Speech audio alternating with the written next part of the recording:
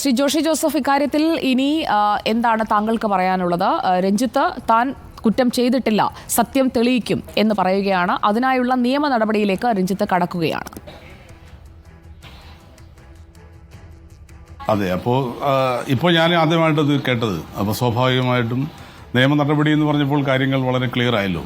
അപ്പോൾ അതനുസരിച്ചിട്ട് വേണം ഇനി മുമ്പോട്ട് പോകാൻ. ഏതായാലും ഞാൻ ഇതിൻ്റെ ഈ സംഭവത്തിന് ശേഷം അന്ന് രാത്രി സംഭവിക്കുന്നു, പിറ്റേ ദിവസം കാലത്ത് മുതലുള്ള കാര്യങ്ങൾക്ക് ഞാനാണ് സാക്ഷി.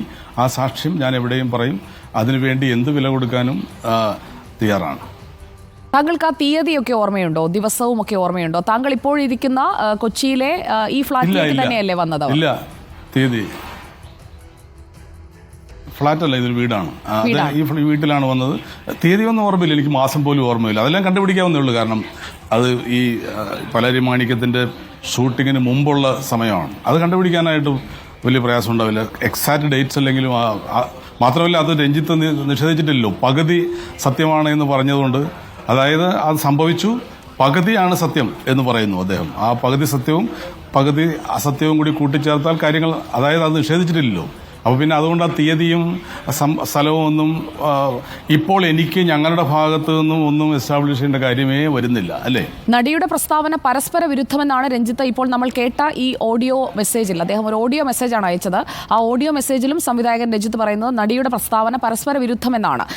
ഇന്നലെ ഞാൻ അവരുമായി സംസാരിച്ചതാണ്. അത് നമ്മൾ പ്രേക്ഷകരിലേക്ക് എഡിറ്റ് ഇല്ലാതെ തന്നെ കൊടുക്കുകയും ചെയ്തതാണ്. ഒരു എഡിറ്റും അതിൽ നമ്മൾ വരുത്തിയിട്ടുമില്ല. അപ്പോൾ ഈ നടി തന്നെ പറയുന്നുണ്ട്, ഇക്കാര്യങ്ങൾ സംഭവിച്ചതാണ്, ഞാൻ എന്തിന് പറയണം, എനിക്ക് എന്ത് നേട്ടമാണ് ഇങ്ങനെ പറഞ്ഞിട്ട് കിട്ടാനുള്ളത്? അവർക്കിപ്പോൾ കേരളത്തിൽ പദവിയും ഒന്നും വെച്ചിരിക്കുകയല്ലോ, അല്ലെങ്കിൽ അവർക്ക് ഈ ചലച്ചിത്ര അക്കാദമി ചെയർമാൻ ആകാനൊന്നും കഴിയില്ലല്ലോ. മാത്രമല്ല അവരും രഞ്ജിത്തും പിൻപറ്റുന്നത് ഒരേ രാഷ്ട്രീയം കൂടിയാണ്. അതുപോലും മനസ്സിലാക്കാതെയാണ് ഇങ്ങനെ ഒരു അരാഷ്ട്രീയമായ ഒരു പ്രസ്താവന അദ്ദേഹത്തിന്റെ ഭാഗത്ത് നിന്ന് ഇപ്പോൾ വരുന്നത്. മാപ്പ് പറഞ്ഞാൽ മതി, എനിക്ക് കേസിനൊന്നും താല്പര്യമില്ല എന്നുകൂടി ശ്രീലേഖ ആദ്യഘട്ടത്തിൽ പറഞ്ഞിരുന്നു, അല്ലേ ശ്രീ ജോഷി ജോസഫ്? അതെ അതെ അതെ അതെ അതെ അപ്പോൾ അതെല്ലാം ആ ഘട്ടമെല്ലാം കഴിഞ്ഞല്ലോ. ഇപ്പോൾ അദ്ദേഹം സംസാരിക്കുന്ന ഘനഗംഭീരമായിട്ടുള്ള ശബ്ദത്തിൽ എനിക്കെതിരെ ഇങ്ങനെ ചില ആരോപണങ്ങളുണ്ട്, ഞാൻ എൻ്റെ വക്കീൽ ചെയ്യുമെന്നൊക്കെ പറഞ്ഞ് സ്വാഭാവികമായിട്ടും ഇത് ഏത് പൊട്ടനും മനസ്സിലാക്കാവുന്നതാണല്ലോ ഏത് ലൈനിലാണ് നിങ്ങൾ പോകുന്നതെന്ന്. അതനുസരിച്ച് തീർച്ചയായും നടപടികൾ ഇങ്ങേ ഭാഗത്തു നിന്നും ഉണ്ടാകും. നമ്മളൊന്നും ഇത് ഏതായാലും ഇതിൻ്റെ ഒരു പകുതി, അദ്ദേഹം പറഞ്ഞ പോലെ പകുതി എസ്റ്റാബ്ലിഷ്ഡ് ആണ് അദ്ദേഹത്തിൻ്റെ ഭാഗത്തു നിന്നും. അല്ലെങ്കിൽ ഇങ്ങനൊരു സംഭവം സംഭവിച്ചിട്ടേ ഇല്ല എന്ന് പറഞ്ഞിരുന്നുവെങ്കിൽ ഇത് എസ്റ്റാബ്ലിഷ് ചെയ്യാൻ വളരെ പ്രയാസമായിരുന്നു. കാരണം ഇന്നിപ്പോൾ നോക്കൂ ശ്രീ ജോഷി ജോസഫ്, ഇന്ന് എല്ലാത്തിനും തെളിവുള്ള ഡിജിറ്റൽ എവിഡൻസ് ഉള്ള കാലമാണ്. നടി പറഞ്ഞ കാര്യങ്ങൾ എന്താണ് എന്നുള്ളത് ഒരു ഇലക്ട്രോണിക് മാധ്യമത്തിലൂടെ അവർ അരമണിക്കൂറോളം വിശദമായി തന്നെ അവർ പറഞ്ഞു. എന്താണ് സംഭവിച്ചത്, എങ്ങനെയാണ് സംഭവിച്ചത്, അതിനുശേഷം എങ്ങനെയായിരുന്നു. താങ്കളും ആദ്യം മുതൽ തന്നെ ഒരേ കാര്യമാണ് പറയുന്നത്. എങ്ങനെയൊക്കെ ചോദിച്ചാലും താങ്കൾക്ക് പറയാനുള്ളത് ഒന്ന് മാത്രമാണ്, കള്ളം പറയുന്നവർക്കാണ് അതിൽ ആലോചിച്ച് മനസ്സിലാക്കി അത് പഠിച്ചു വെക്കേണ്ടി വരുന്നത്, ആ പഠിച്ചത് മാത്രം ആവർത്തിക്കേണ്ടി വരുന്നത്.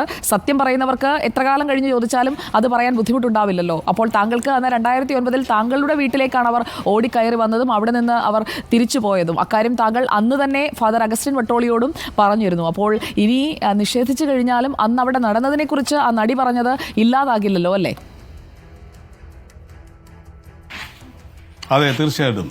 മാത്രമല്ല ഏറ്റവും വലിയ കുറ്റവാളിക്കാണല്ലോ ഏറ്റവും വില കൂടിയ വക്കീലിനെ വെക്കേണ്ടി വരിക, അല്ലേ? അങ്ങനെയല്ലേ? അപ്പോൾ അതുകൊണ്ട് സത്യത്തിന് ഉള്ള അതിൻ്റെ ഒരു ഹിറ്റിംഗ് പവർ എന്നത് രഞ്ജിത്ത് മനസ്സിലാക്കാനിരിക്കുന്നതേ ഉള്ളൂ. ആരോപണത്തിന് പിന്നിലെ ഗൂഢാലോചന എന്ന് പറയുമ്പോൾ ആ സിദ്ധാന്തത്തിൽ രഞ്ജിത്തിന്റെ പഴയ സുഹൃത്തെന്ന് അദ്ദേഹം പറഞ്ഞതാണ് കേട്ടോ. എനിക്കറിയില്ല നിങ്ങളുടെ സൗഹൃദത്തിന് എന്താണ് പറ്റിയതെന്ന്.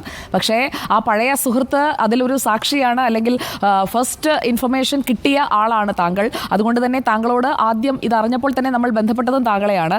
അപ്പോൾ തെറ്റുകാരനല്ല എന്ന് പൊതുസമൂഹത്തെ ബോധിപ്പിക്കാൻ ഈ ആരോപണത്തിന് പിന്നിലെ ഗൂഢാലോചന സിദ്ധാന്തമൊക്കെ ഉയർത്തുന്നുണ്ട് രഞ്ജിത്ത്. താങ്കൾക്ക് ഭയമുണ്ടോ? ഒരു വലിയ പ്രബലനായ വ്യക്തിയാണ് ഏറ്റുമുട്ടാൻ പോകുന്നത്. ഭയം എനിക്ക് തീർച്ചയായിട്ടും ഇല്ല. പക്ഷേ ഇനി ഞാൻ സംസാരിക്കുന്നതിലും മറ്റും ഇതുവരെ ഉണ്ടായിരുന്ന ആ ഒരു സ്പോണ്ടേനിറ്റി നഷ്ടപ്പെടാനുള്ള സകല സാധ്യതയുണ്ട്. കാരണം ഇത് നമ്മൾ ആ സംവാദത്തിൻ്റെ തലം കഴിഞ്ഞിരിക്കുന്നു. ഇതിപ്പോൾ